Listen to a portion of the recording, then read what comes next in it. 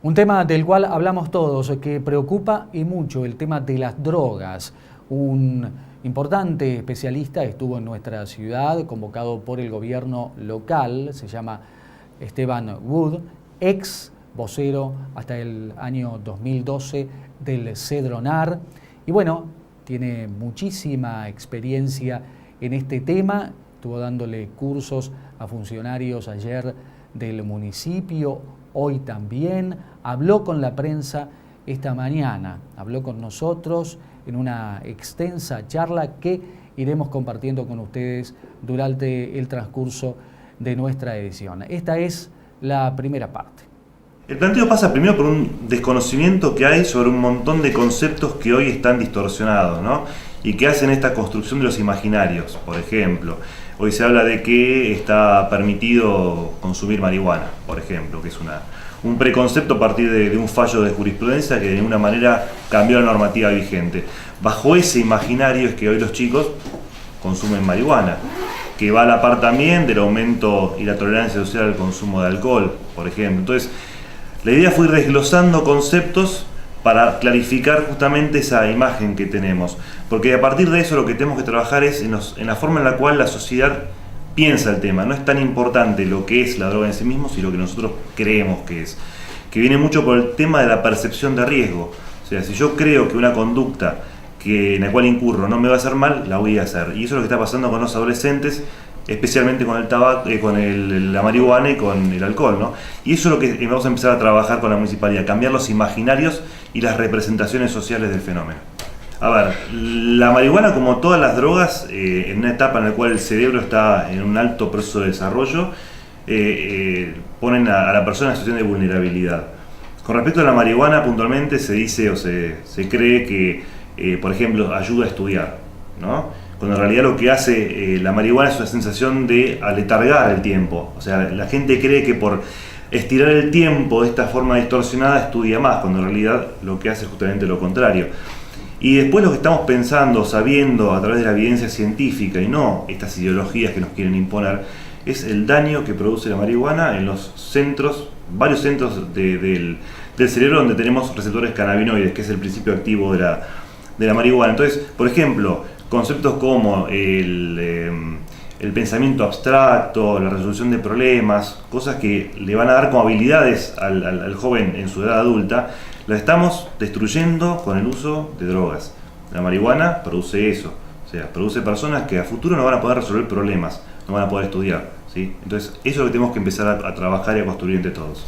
Yo creo que primero que es una discusión que tenemos que dar. O sea, si no discutimos, las cosas no aparecen y no están sobre la mesa. Entonces, vale darla, pero con argumentos, fundamentos y no escuchando una sola campana. Entonces, es una tendencia mundial que no podemos negar. Pero, por ejemplo, cuando Europa, para poder modificar la medición de su economía, incluye actividades ilícitas como la prostitución o el tráfico de drogas, tenemos que empezar a pensar que hoy la visión sociosanitaria del problema que deberíamos tener no está presente, y sí está presente fenómenos o visiones como una cuestión más tributarista, una cuestión más de la economía, porque acá lo que hay en juego es grandes empresas o intereses económicos que ven en la marihuana una actividad netamente lucrativa, y así es lo que sucede en los estados que han avanzado en una legislación más permisiva, por ejemplo en Estados Unidos, en el cual la actividad de venta de marihuana tributa un 35% al Estado. A ver, Argentina está inserta, le digo siempre, en una zona, geográfica muy compleja. Tenemos que pensar que estamos lindando con el principal productor de marihuana del mundo, que es Paraguay. Estamos en el continente en el cual están los 3 principales productores de coca del mundo: Bolivia, Perú, Colombia. Y sumémosle también ahora que tenemos al primer país en el mundo que ha decidido regular o legalizar la marihuana, como es Uruguay. Digo, tenemos una situación bastante complicada. No digo que seamos los mejores, creo que dista por lo que está pasando, creo que dista mucho de serlo. Pero también tenemos que ver esto en un contexto internacional cada vez más complejo, en el cual yo siempre digo, una cosa son las drogas vegetales y otras son las drogas sintéticas, que es una tendencia que tenemos que empezar a tener presente porque es lo que está viniendo. El Observatorio de Drogas de Europa todos los años está advirtiendo la aparición de nuevas sustancias cada vez más potentes, cada vez más fáciles de traficar, con pero poderosísimos efectos psicoactivos, y que no necesitan más que un baño de una casa, o sea, un laboratorio, sustancias químicas que son de corte legal. Y ese es el problema que está viniendo. Y a ver, si uno lo pone así claramente, parece como que bueno, las drogas vegetales son buenas y las otras son malas. Yo digo, ninguna droga, digamos, es inocua, pero tenemos que también decir que las drogas sintéticas lo que vinieron a ocupar fue a querer imitar el efecto de una droga vegetal. Entonces, los cannabinoides sintéticos, el Spice por ejemplo en Estados Unidos, imita el efecto de la marihuana, pero desde lo químico. Entonces recordemos, si el efecto que produce la marihuana, el sistema endocannabinoide natural, tiene mucho, digamos, de esa cuestión natural, ¿cuál puede ser el efecto que una sustancia química produce en el organismo? Yo cuando estuve en Estados Unidos en el 2012 pude aprender mucho de lo que es el problema de las drogas sintéticas allá. Sobre todo lo que llaman el spice o las sales de baño. Son sustancias que se comercializan bajo paquetes muy atractivos, muy marketineros, que dicen prohibida su consumo, digamos, humano, pero todos saben que es droga. Y los chicos estaban consumiendo eso en el 2012, y así como acá tenemos redes de madres contra el Paco, allá estaban las redes de madres contra la venta de sales de baño, y efectos, pero digamos, tenebrosos, de chicos que entraban en un pánico, se les pasaba ese efecto y a los 2 días les repetía. Yo siempre digo que estamos demandando más hacia arriba de lo que estamos dispuestos a trabajar, digamos, mancomunadamente. Obviamente que el Estado tiene mucho que hacer, tiene que definir política, que es una cuestión muy importante. Pero si no trabajamos inicialmente desde la familia, recuperar la familia como tal, como la conocimos siempre, la educación como formadora de valores, la comunidad, ya el Estado, digamos, tiene poco para aportar, ¿no? Yo creo que en realidad el trabajo es comunitario. Si podemos brindarle herramientas a la gente para que sea la propia gente la que trabaje la parte preventiva, la parte asistencial, es el camino en el cual están tomando algunos países, ¿no? El tema de lo que es tratamiento comunitario, se llama. Trabajar entre todos, especialmente a partir de los medios de comunicación, en bajar esta tolerancia social que hay, ¿no? O sea, hoy parece como que consumir alcohol entre los jóvenes está bien, es una conducta que no reprochamos. Entonces yo creo que en realidad tenemos que ir trabajando en la cuestión de no estigmatizar también al adicto. O sea, es una persona que sufre, que tiene un montón de problemas, acercarle soluciones, pero también no banalizar. Creo que hoy estamos en una posición, la mayoría de los medios nacionales, en esta cuestión de la banalización y esta cuestión más, esta militancia pro-canábica, que lo vemos permanentemente, ¿no? En realidad hay una distancia abismal entre Uruguay y Argentina, a pesar de que somos países muy similares.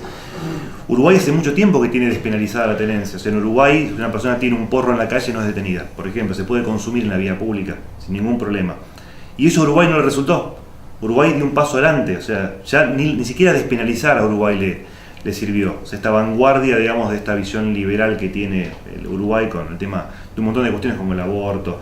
Pero el tema de las drogas es así. O sea, Uruguay ya tiene despenalizado ya hace tiempo la tenencia. Con lo cual fue un paso adelante. Nosotros no tenemos despenalizada la tenencia.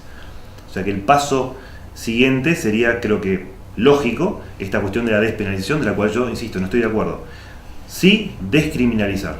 Uruguay, fíjense también qué incongruente, ¿no? La legalización en Uruguay se da a partir de un hecho muy desafortunado, que es el asesinato de un comerciante en un restaurante muy conocido en Montevideo.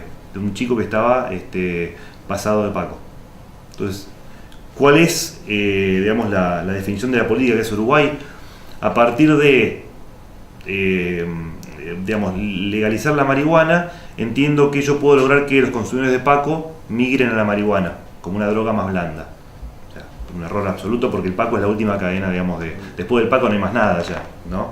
Entonces, el consumo en Uruguay siempre estuvo en alza. Si antes Uruguay penalizaba la tenencia y luego pasó a no penalizarla y en Uruguay está permitido tener, y así todo, sigue habiendo problemas de consumo, Uruguay, digamos, tuvo que redefinir su política y dar un paso más, que es la regulación / legalización. Entonces claramente el camino quizás no va por ese lado, el camino habría que pensar por el otro. Yo hace tiempo que vengo insistiendo que la verdadera revolución, el cambio de paradigma en esta cuestión, no es tanto esta cuestión de permitir lo ilegal. O sea, ¿qué pasa si nos animamos a empezar a restringir y a prohibir lo permitido? O sea, con los mecanismos que podemos llegar a tener. Si hoy el alcohol es el principal problema, o sea, porque de eso nadie habla. El alcohol es el principal problema. 50% de los adolescentes dice haber consumido alcohol en el último mes. Y el patrón de consumo de los chicos en la década no cambió, o sea, sigue siendo la misma cantidad de chicos que consumen. Cambió la modalidad del patrón. O sea, los chicos los fines de semana se emborrachan, abusan del alcohol. Antes tomaban, ahora se emborrachan. De una de las empresas que fue Speed, que se posicionó, digamos, en la noche como una cuestión de asociación de su producto con la bebida alcohólica. Eso fue un debate que se dio mucho en el 2005-2006 y ahora es como que se ha perdido de vista porque creo que hay otros problemas mayores y sigue siendo el común denominador el problema del alcohol, no importa con qué. Pero el tema energizante da como un efecto contradictorio entre lo que es un estimulante, ¿sí?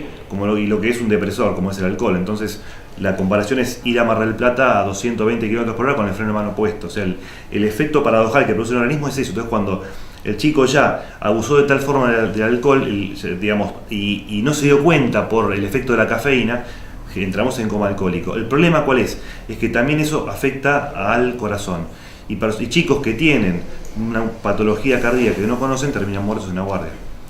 Y hay una cuestión más que hay que agregar. Lo que produce el energizante, lo que produce la coca con el Fernet, es endulzar la bebida, ¿sí? Es permitirnos seguir bebiendo y siguiendo abusando de la sustancia. Como el licor.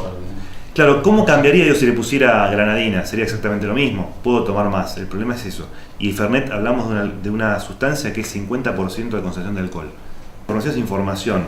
Yo creo que considero que hay formas y formas de comunicarla, ¿no? Cuando uno la instala como una tendencia, estamos en un problema, porque las tendencias y las modas son construcciones, o sea, no son más que eso, construcciones.